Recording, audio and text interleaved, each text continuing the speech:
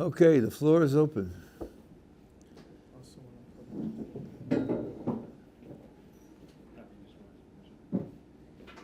Yeah.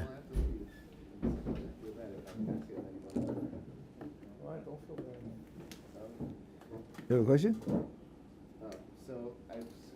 So Rabbi mentioned one time in one of his Q&As that there are some chassidic rabbis who do crazy stuff like crazy chumras, like keeping shabbos for 3 days in a row.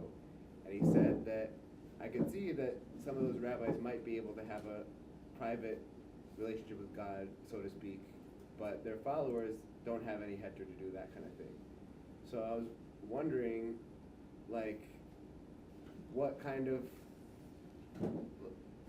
does that kind of thing still exist today, or is that maybe more in medieval times? And what exactly is going on? How is somebody, even a great rabbi, able to have a private relationship with God in that way? Okay, I didn't hear what Rabbi Barwood said, and I have a world of respect for him, so I'm not, if I use different vocabulary, it's not because I'm passing judgment on what he said, just that I would describe it in different terms. First of all, there are people like that today, or at least in this generation there were. I'm sure Rabbi was famous for that.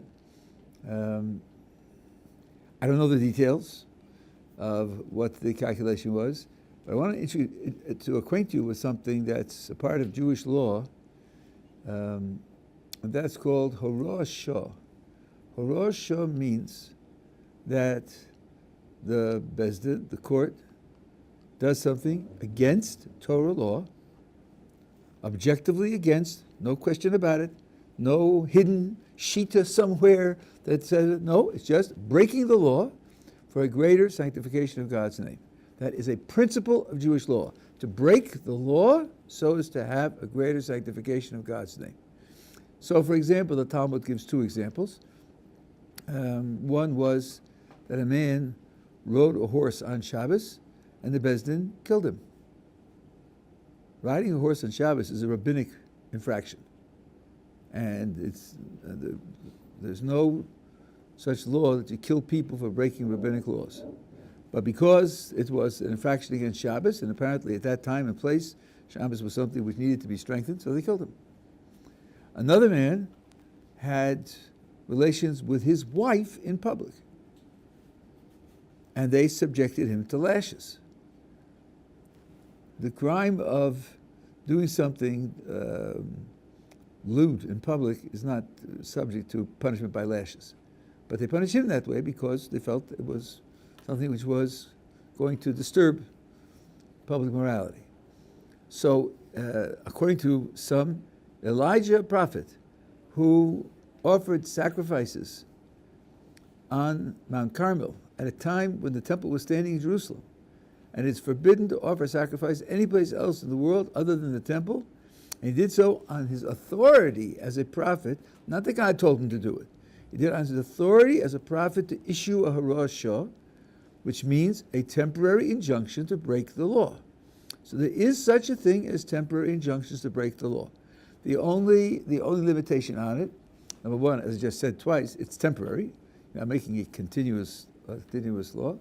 And number two, you can't do it for idol worship. But anything short of idol worship, you can do that. So the idea that someone is breaking the law is a good way to raise a question, but it's not a good way to draw a conclusion.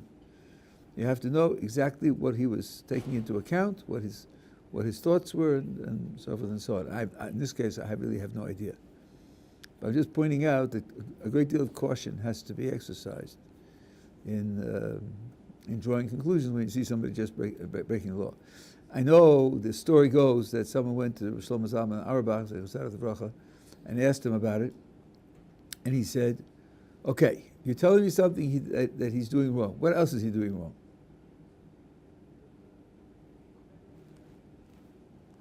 Well, no, they didn't have anything else to say. She said, "Well, I know a Mishnah. The Mishnah says, mitzvah goreres mitzvah, and avera goreres avera. That a transgression pulls in its wake another transgression.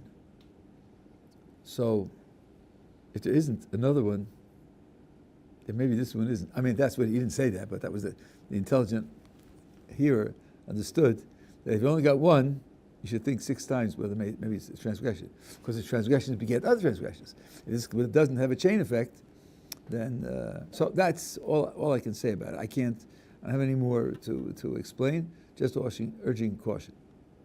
Yeah. Often we have moments of great spiritual inspiration, maybe after a period of suffering, maybe after reading something, or after a shabbos davening. How should one try to take hold of these moments of inspiration, which are often transient and they seem extremely relevant and incisive in the moment, but sometimes last only 24 hours? How do you take hold of spiritual inspiration? The Baal Shem Tov quoted a verse from the Song of Songs, and he said, "You should be me'orer es ha'ava ad shetechbatz." So the simple translation is that you shouldn't try to stimulate love. Let love happen when it happens by itself. But techbatz is a word also in Hebrew for chayfetz, for some physical expression.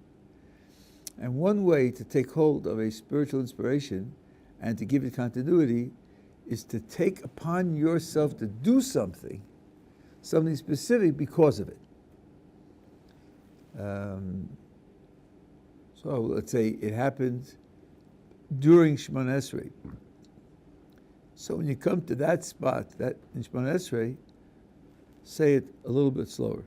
Take an extra 4 seconds. It will not kill your day. Take an extra 4 seconds, and you know you're taking an extra 4 seconds because of that inspiration that you had.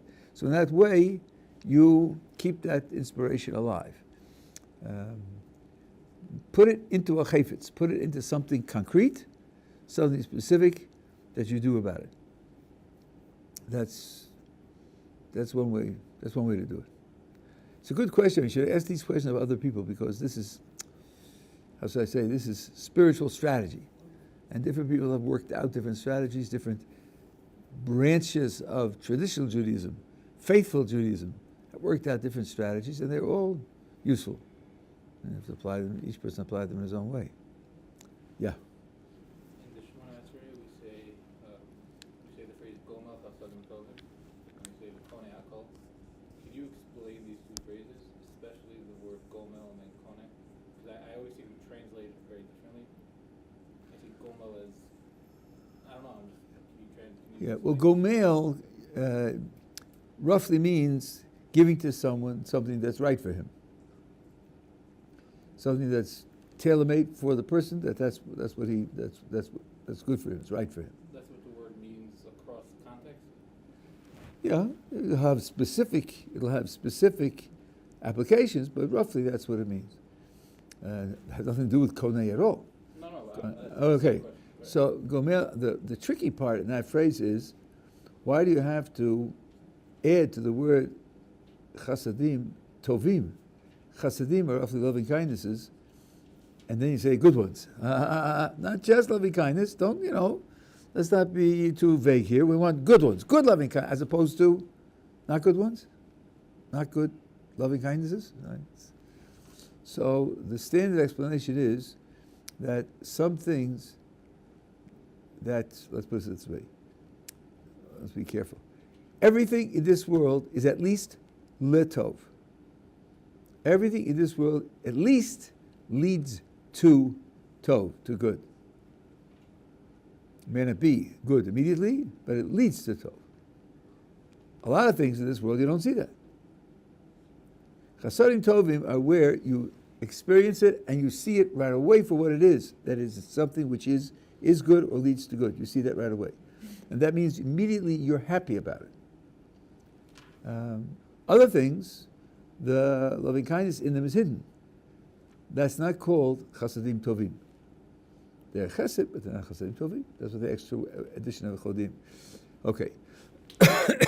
And when I say that Gomel, it means this is what HaKadosh Baruch Hu has chosen, not necessarily because you earned it.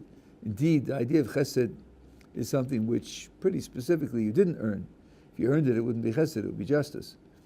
But it's right for you. It's the thing that's the right next thing for you to have for you to progress in the best possible way. Konei Hakol literally means possesses everything. Now, possession is a very tricky, subtle concept, certainly in secular philosophy, in secular law, lahavdil, in Torah philosophy, in Torah law. But here, it's very simple. The possession that God has of everything is because He creates it. Whatever your theories are of what it means to possess and how you come to possess and where the rights come from and so forth and so on, creating something out of nothing is the paradigm case. Nothing that could challenge that type of possession. So it would include, you could possess something on a moral level or on a legal level or on a might makes right, where you just physically hold it, so kind of would include all of these? No, konei is a legal concept, and the question of the relationship between legal concepts and moral concepts is a complex question. The philosophers whom I follow will say that the basis of these kinds of concepts is moral, and what the legal institutions do is regulate the concept. Ownership doesn't require a legal structure at all. An isolated individual with nobody around him can own something. What your legal society does is to regulate, codify, standardize actions that transfer ownership or actions that commence ownership and so forth and so on, so as to have an organized society. But they don't bring the concept into being. They regulate an already existing concept. That concept is a moral concept. John Locke wrote about this in terms that I think are quite convincing. So here, being the creator of something from nothing is the paradigm case of having ownership rights in moral terms. There are no laws that could create for God His authority for the world. He's before that. But in moral terms, being creator means that he has moral authority over everything that exists. Yeah. What else is up? Yeah. We know that studying Torah connects to Hashem, and sometimes people ask the question, well, how is it that studying two oxes goring each other, how does that connect you to Hashem? That's not the question I want to ask. A different question is, if you are reading a certain law, and let's suppose you're reading I'm not picking this particular set of names to be representative of this set of names, rather just a combination of set of names generally. But let's say you're reading the Lechem Mishnah's commentary on the Ravid's commentary on the Rambam on a Tosafos, on the Gemara. That's very specific. It appears that if studying Torah is engaging yourself in the wisdom of Hashem, it appears that when you say study the Lechem Mishnah, and this is not, I don't mean Lechem Mishnah in particular, but there's a kind of chain-like distance that you feel, and one could ask the question, am I engaging in the same connection that I would had I been otherwise studying a pasuk itself or a Mishnah itself? It's a question. Okay, so I'm repeating it for the recording. The question is, when you have layer of interpretation upon layer of interpretation, even if you start, let's say, with a verse in the Torah which is authored by God, you may feel that you are very distant from studying God's word and thereby connecting to God, because the commentary on a commentary on a commentary, right? I understand the feeling, I understand the question, but I think it's short-sighted. Imagine that you have a certain medical condition, and in the medical books it says one important way of treating this condition is to have a balanced diet. Okay, and then balance is given in certain number of calories for different food types and variety of food types and so on and so on. Okay?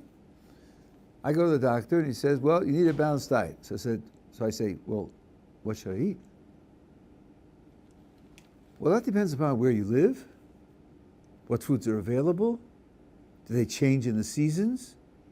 It depends upon the quality of food that you get. You may get very good strawberries and very bad lettuce. And someone who knows that will say, well, the strawberries you get can contribute to that part of your balanced diet, but the lettuce can't. Even though in this list of foods, lettuce is mentioned, but not in this climate.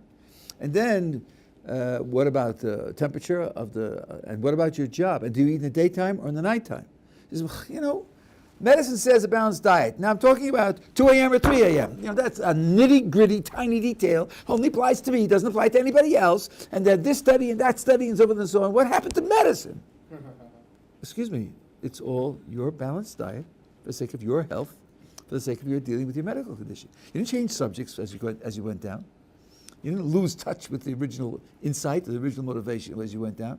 You're simply applying that general picture to your concrete circumstances. In fact, you feel closer to medicine because now what medicine wants is applying to the details of your life rather than being a general statement which doesn't have any obvious connection to you. So in a certain sense, you should feel closer when the commentary on the commentary on the commentary, because what are they doing? They're taking these ideas and they're trying to apply them to concrete circumstances. They're trying to resolve contradictions. The more detail you get, the more applicable it becomes, the more certain you are that this is what should be done on the basis of that general principle. This is what should be done in your concrete case. So this is like, instead of separation, it's like, you're throwing a lifeline to someone who's drowning and the rope isn't long enough. It's not long enough. He can't reach it. So you tie another piece on, you tie another piece on, you tie another piece on. You throw it out with all the extra pieces, then it reaches him, and then he can be saved. These are creating connection for you. They're not separating you from. Indeed, if you didn't have the intermediary steps, you wouldn't be able to relate to the original at all. You either wouldn't understand it at all, or you'd misunderstand it, and you'd misapply it. So saving you from danger and from mistake and from self-destructive behavior. So I think you should feel that it's a lifeline rather than something which separates you. Yeah. Rabbi, I've heard of such a concept. I think it's more popular specifically in the chassidic groups. That there's a lot of focus on the prayer and tefillah in general before, like preparation before it actually begins. And specifically, I heard of such maybe it's a minhag or I'm not sure what it is, but to say maybe like prepare for a bracha or a specific whatever it is that you want to say beforehand, just to think about the words and in order to like prepare the kavanah. Is that something that we should maybe try to attribute ourselves, or is it just... Okay, you're talking about preparation for a mitzvah, and emphasis on prayer. Preparation for a mitzvah is a big deal. My Rabbi Zatzal talked about it many times. Let me give you an emblem of it, which is one that he used to use. One of the mitzvahs in the tabernacle, the temple, is the menorah, to light the lights of the menorah, right? So there are two things to do. Number one, every morning you had to clean it out. Clean out the old oil, the old wicks, and then set it up with new oil and new wicks. And then in the evening it was lit. Okay, now listen to what I'm saying. Glad you're sitting down. Don't reverse it in your mind. The preparation, cleaning out the old and putting in the new and putting in the wicks, the preparation could only be done by a Kohen. But lighting it could be done by a non-Kohen. Shock, surprise, astonishment. What? The janitor's job is done by a Kohen. But the glorious lighting of the lights and illuminating and so on and so on, that can be done by a non-Kohen. The idea, as a general idea, is something happens when you have preparation. The preparation can be setting up 99% of the event, and the person who finishes it is just tipping it. Imagine that you have to roll a boulder off a cliff, but imagine that the edge of the cliff is at the end of an incline. So imagine it rolls the boulder up to the very edge of the cliff and bounces at the end, and then a 10-year-old comes and gives it a push, and over it goes, right? So the dramatic moment is when the 10-year-old gives the push, right? But all the work was done by the person who pushed it up to the level. Here, when the Kohen creates the vehicle for the light, he's prepared it so that it will shine. And somebody strikes a match.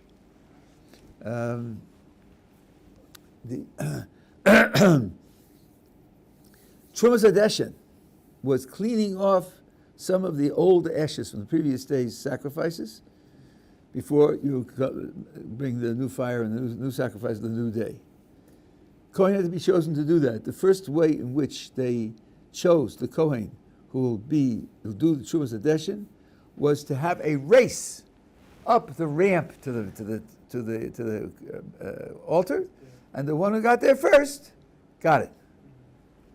They were racing for the janitor's job of cleaning it off. Now, this is not slaughtering a sacrifice, sprinkling the blood, putting the body on the altar and having it burned up. No, it's cleaning off the old ashes. Yeah, that's right, cleaning off the old ashes. So you have to know that preparation for a mitzvah is a big deal. Now, in a certain way, let's take, for example, Psuki de Zimra, right? Why do we say that before we daven in the morning? So it's a mitzvah d'Rabbanan, they set it up that way. Why do you say, call it Neshama Ta'alukah at the end twice? Why do you say it double? So the commentators say because really, you ought to be saying the whole book of Psalms in preparation for davening. And saying the last verse twice, is the indication of, well, there was more to do, but we may do with the last 6. Okay, right? By the way, in Yeshivat Ohr Somayach, where you say the last verse twice, right? That's because there are 124 words in that psalm, and if you were to say it twice, it'd be 248. And 248 is the number of limbs that you have. So really, you ought to say it twice. But we don't say it twice. We just sort of say, okay, there was more to do. We're just sort of acknowledging there was more to do. So preparation is a big deal. And that's why chassidim put on a gartel, which, by the way, is based on a Teshuva in Masechta Shabbos, because they used to wear a sack as a piece of clothing. They put a belt around it, so there shouldn't be any continuity between the heart and the genital parts. And Teshuva says, but now, where our clothes are made, there is already a separation, and we do wear a belt. Why do we do that? He said, because preparing for prayer is appropriate by putting on a belt. So somebody talks about gartel, well, Tosfos knew about it. I think the general idea of preparation is very important. You may have seen and to skip the long paragraph in the siddur before you put on talis, before you put on tefillin. We don't say that. We just go to the bracha, right? But it's in the siddur because there are people who say it. And the reason they say it is because they are preparing for the idea of doing this mitzvah. They're focusing their minds on various aspects of the mitzvah so they can do it with real attention. As this is written in the siddur, it can't be too weird. It can't be too off base. A tiny minority over there on an island someplace. Even Art Scroll, which is written for everybody, has those paragraphs in it. So I think the process you're talking about is a very important process. If a person skips it, can't say anything to him. It's not written in halacha that you have to do it. But if a person is doing it, he's doing something positive. Now, how far you go and which ones you do more of, that will vary from person to person and the period of life. But the idea of preparing for a mitzvah is really very important. Yeah, was noch? Yeah. I know you didn't prepare a shir on this, so maybe I don't know if it's a fair question. But can you describe God's answer to Iyov in the book of Iyov? Maybe give can you give some points on the answer? Yeah, actually, as a matter of fact, I finished going through the book of Job with one of my chavrusas. We did it with Rashi and the Malbim. The Malbim is astonishing. Astonishing. He divides up the book into various speeches.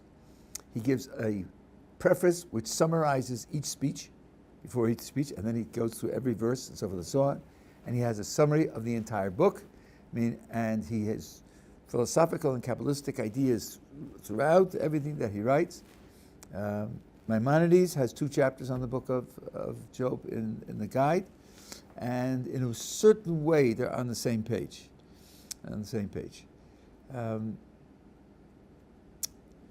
I'll tell you what the Malbim says first because it's easier to understand, and then the Rambam is a little bit harder to understand. The question in the book is, why is it just for him to suffer? Or is it just for him to suffer? Job is convinced that it's not just. If God knows, and if God cares, and if God has the power to intervene, then what he's suffering is unjust. And since God's justice cannot be questioned, so you've got to give up either that he knows, or that he cares, or that he has power. That's the gist of the argument. And the other 3 interlocutors before Elihu are telling him, you're a criminal if you consider to release any one of those 3 assumptions, and you're really guilty and you don't know that you're guilty, and so forth and so on. The answer of both the Rambam and the Malbim is to sort of go make an end run on the problem. You're worried about justice. Not everything is justice. Not everything is justice. And although there's no complaint against God's morality, not everything is justice, I'm putting it in my terms now, because justice is a matter of looking at the past, looking at what you've done already, what happens to you, and then to see whether what happens to you is appropriate to your past. If you're suffering, did you commit a crime? Did something go wrong? So forth and so on. But that's not the only kind of justification. That's not the only kind of reason that something should happen. Sometimes the reason that something happens is that it's investment in the future, that it brings you to some good result in the future. And it may involve suffering.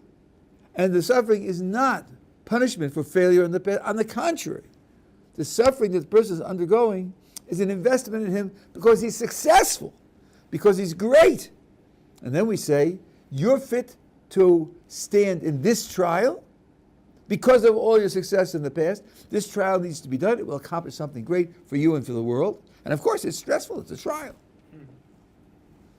So that's the Malbim's answer. The Malbim's answer is, what God tells Job is that there are certain realities for you that can only be brought out by being tested.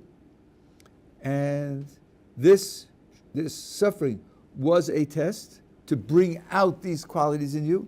And the Malbim holds that Job passed the test, that all the arguments that he raised were only arguments to see whether he could understand the truth logically. He never doubted that the truth was that God was justified in what he was doing. Justified. Not justice, justified. You can justify by the future also. He never doubted that. His emunah, his trust in God, his belief in God was not in question, but he wanted to be able to see it and understand it in philosophical terms. And God said to him, you're not going to get it in philosophical terms.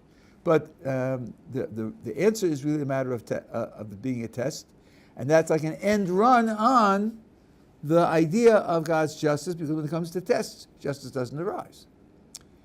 The Rambam has a slightly more subtle and sophisticated position, I think. First of all, he says the key mistake that Job and all 3 of his friends made was to attribute the suffering to God. But it wasn't God, it was the Satan. That's explicit in the first 2 chapters. Had they known that it was the Satan, they wouldn't have had a question. But because they thought it was God, so then they had this question. And as best I understand it, the message is that, of course, the Satan is an angel. An angel is under God's control. What do you mean? So isn't it God? Well, Not exactly. Not exactly. Let's imagine that you have a king or a CEO. He handles certain things himself, and there are other things he gives over to other people to handle. How does he choose? How does he choose? Which ones to handle himself? Which ones he can't give over to other people? Well, if he became CEO because he's the smartest, most talented, best informed, he handles the big problems, the ones that could make or break the company. And he hands over to other people ones that are less crucial. He's looking at the ends, they're looking at the means. So, although they're under his authority, and although they're doing what he directs them to do, it's still not the same as his doing it. So this is one of the ways to understand what the Rambam is saying is that God's action represents the ultimate value. The Satan's activity represents means to an end, not the ultimate end. And there are different standards between God's action when it expresses an ultimate value versus what's just a means to an end. I believe that when Abraham complains about the projected destruction of Sodom and Gomorrah, and he says to God, the judge of the earth shall not do justice, and he asks him for mercy, but he says twice that how can you kill the righteous together with the wicked? Shall the judge of all the earth not do justice? So if you think about it, do righteous people suffer in this world? You bet. Do they die? You bet. So what do you mean? How could the righteous suffer? God's running the world and righteous do suffer. What's Abraham's complaint? So one way to understand it is this. Sure, the righteous suffer when nature is in charge, when you don't see God's activity, when God's providence is hidden. Then you see nature, and you know that God has a commitment to nature, and he's operating nature for some reason, and he doesn't want us to see his activity. There's a plan in that. So you accept that what happens under the guise of nature is something which you're not going to see the reasons for. But Abraham says to God, you are proposing to destroy Sodom and Gomorrah openly, with an open, dramatic, public miracle. People are going to look at that, they're going to say, from this you can see what God stands for. And here you can see what his plans are, what his values are, what his procedures are. And if the righteous die together with the wicked, they're going to say you don't care.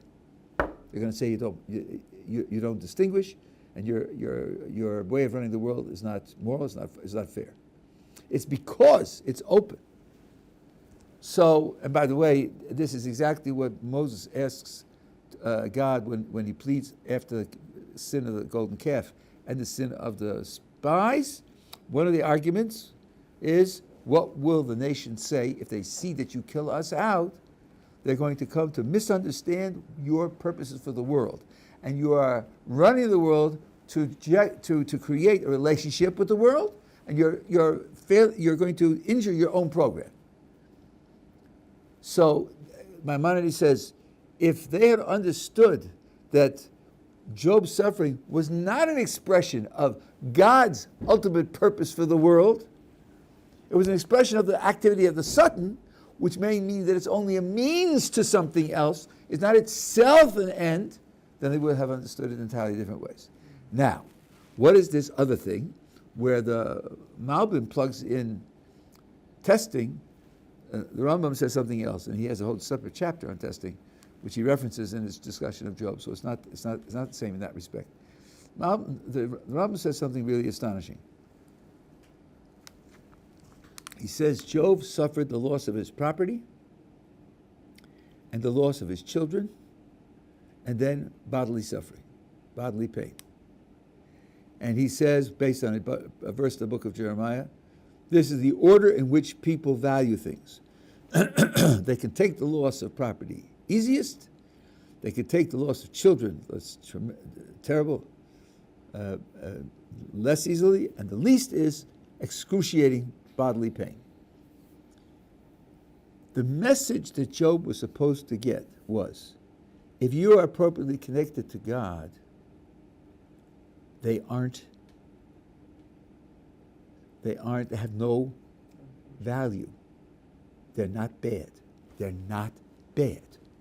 Your service of God is not even though I'm suffering and even though it's bad, this is better. No. If you come to the real understanding, it isn't bad. The suffering isn't bad. It doesn't matter. The suffering doesn't matter. It's zero. Suffering, which is at the heart of all contemporary Western ethical thinking, is a zero. Zero. It means meaningless. When you're connected to God, it has no meaning. And that means that if you think it has meaning, if you think it's a loss, if you think it has to be justified, why did you take this away from me? Why did you do this to me? Did I deserve it? And so on and so on. You're on a totally wrong track. You're on a totally wrong track. Here, God was reaching out to Job and saying to him, I'm offering you, by offering you an ability to connect to me, a way of transcending this fundamental mistake of thinking of these as valuable, to learn that they aren't valuable at all. If he had learned that, he would have nothing to complain about, because what he lost was of no value. It was of zero value. Now, whether he passed the test or not, I don't think, to me it wasn't very clear in the Sefer. Rabbi Meiselman, from whom I learned much of this, feels that in the case of the Rambam also that he passes the test. I can't quite see that in the Sefer, but it's not germane to the question. The answer to the question, according to the Malbim, is that he was being tested to bring out something in him that needed to be brought out. According to Rambam, he was being put through experiences for him to be able to get to a position where he could look back and say, I lost nothing because I now see the only thing that's valuable is connection to God, and all these things are meaningless. That's why the whole discussion of justice in the first 32 chapters, the whole question of justice is barking up the wrong tree. It has its own value, but that's not the answer to the question. Okay. Let's see. Yeah. Say you have a guy in Yeshiva and he's learning law, he's learning the whole bit, and then he starts going off the path for whatever reason, and he starts watching movies for 5 hours a day. Versus someone who's watching movies for 10 hours a day, and he decides he wants to improve, and then he starts step by step, and he gets to, and then my question is Teshuva for, if you're talking about the same action, is Teshuva for heading in the wrong direction different than for a person who's trying to head in the right direction, but he's just not holding there yet? I don't think you mean exactly what you're saying. Certainly, the one who's at 5 on his way to 6 is much worse than the person who's at 5 on his way to 4. So it's not a question of that can't be the question you're asking. But my question is the person who's at 10, and then he wants to get to 0, obviously, right.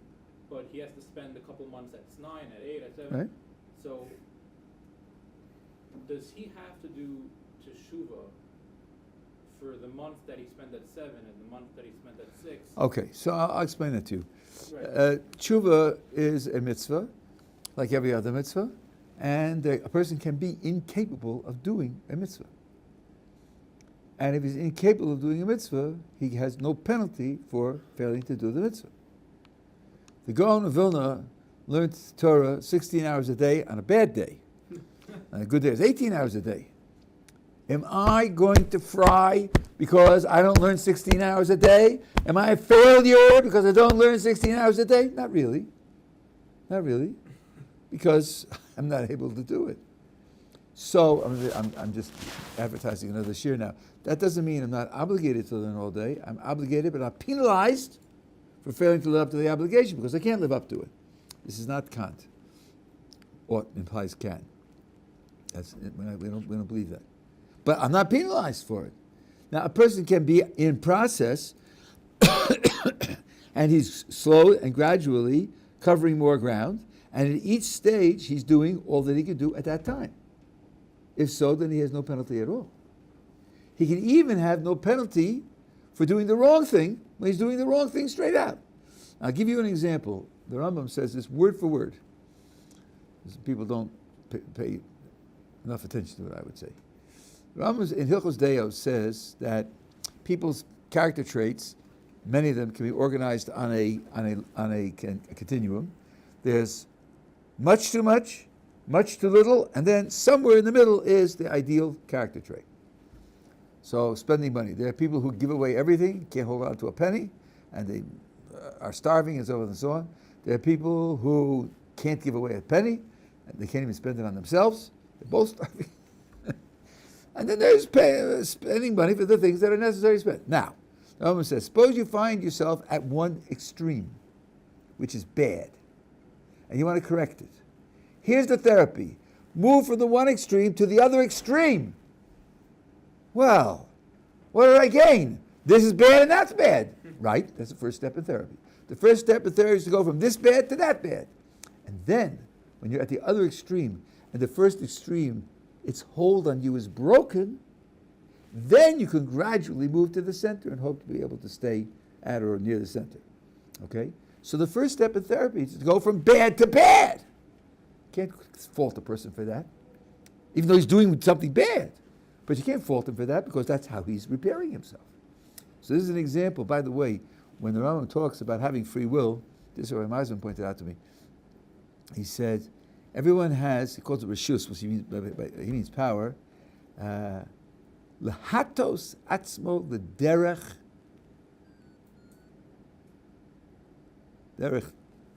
tov or tzaddik, to incline himself to a path which leads to good.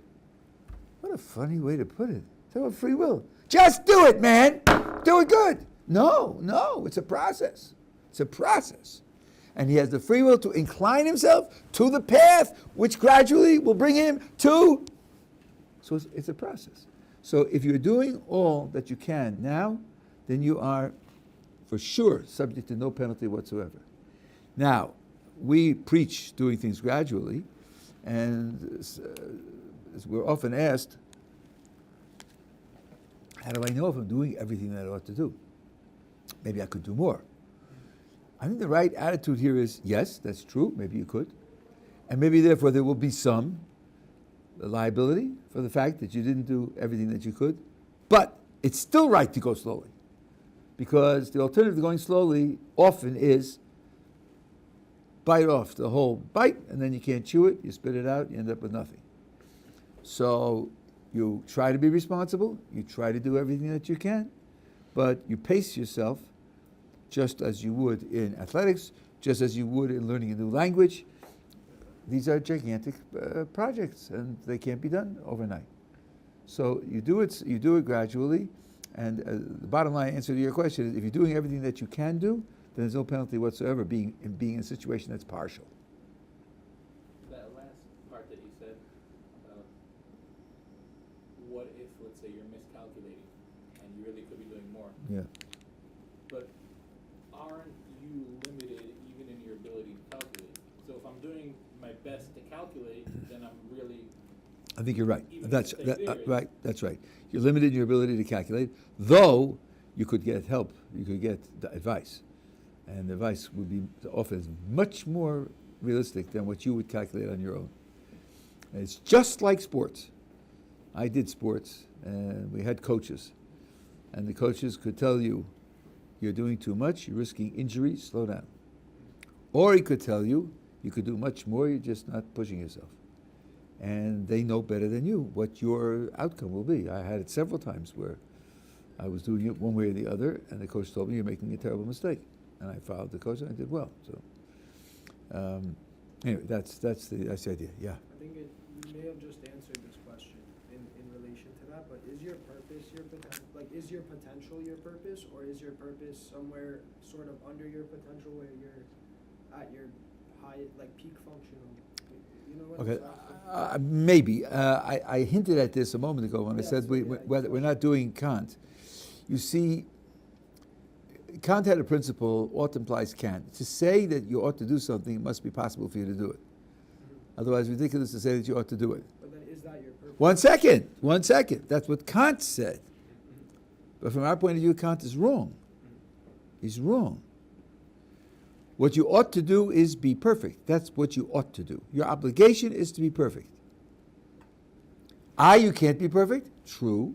That only means that if you fail to be perfect, you're not subject to a penalty.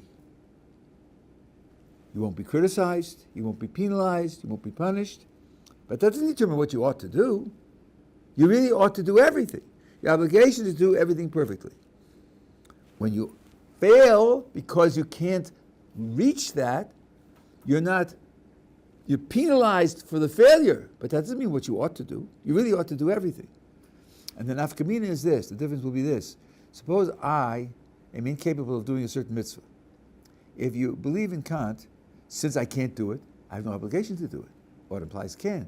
This is can't, so it implies not ought, right? Should you help me do it? Should you give me what I don't have in order so that I should be able to do the mitzvah? I don't have tefillin, so I can't do the mitzvah tefillin, right? I don't have the money to buy it, right?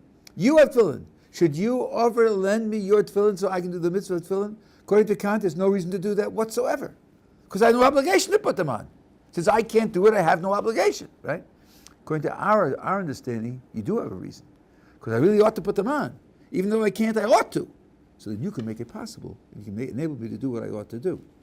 So one of the differences, whether you have a responsibility to help somebody else do a mitzvah that he can't do on his own. That's codified in Jewish law. So that means we don't agree with Kant. But then you're saying the standard potential is whatever we are supposed to do perfectly according to the mitzvot and the Torah. I know what the word standard potential means. The question is what should you be doing, right? Right. So should is like ought. You should be perfect. But how are you going to be judged for your performance? How are you going to be judged? If you do everything that you can do, then we say you have no penalty for failing to do the rest because you couldn't do the rest. That doesn't mean you didn't have an obligation. You had an obligation, but there's no penalty for not fulfilling it because you couldn't do anymore. The lack of ability affects the consequences for failure, not the nature of the obligation. Okay, but then there's also different categories of things. Like let's say somebody's going to dental school and they need to they're all into dental school, but then they have a choice between, let's say, somewhere closer to home where they can fulfill other obligations of their life, like their family, whatnot, or they have to go to like Michigan or something like that. Okay, so these are very difficult, right? They're very difficult questions.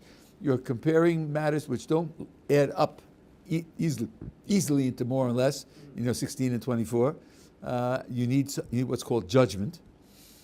And you need to go to someone who knows Torah well and who could get to know you and to see what the variables are and figure out what would be the better means of serving God in these conditions. I know that Yaakov Kamenetsky was asked by a fellow who's going to be a doctor. It was a question of internship. And one program is Shomer Shabbos, the other program is not Shomer Shabbos. But it was a superior medical program. And I just went through the exact same thing. oh, so Yaakov Kamenetsky told him, you are going to make life and death decisions. Go to the better medical program. So while you're there are ways to do things, with paper clips instead of writing it down. There are ways to devise those things. But he said the medical education is more important than the loss of having to deal with Shabbos and be around people who are not keeping Shabbos and so on and so on was more important. So these are things which only great people can decide for you.